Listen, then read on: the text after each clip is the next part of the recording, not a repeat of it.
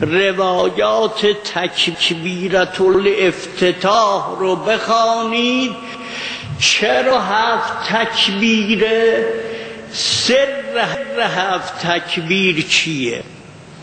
7 تکبیر چون حجب 7 حجابه، 7 تکبیر معین شده.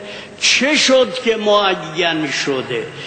ریشش این بود که ایستاد به نماز، پسر خردسالی که روز عاشورا سکش به نام او خورده آمد کنارش ایستاد.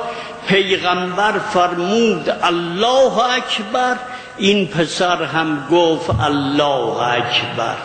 درست نگفت، هنوز طفل به زبان نیامده بود.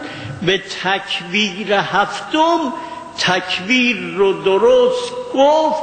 جبرئیل نازل شد گفت تکبیرات 7 باید باشه تا حجب به این تکبیرات خرق بشه.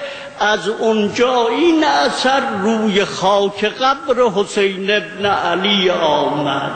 این امام حسینه، این چنین او رو بشناسید، این چنین به مردم معرفیش کنید.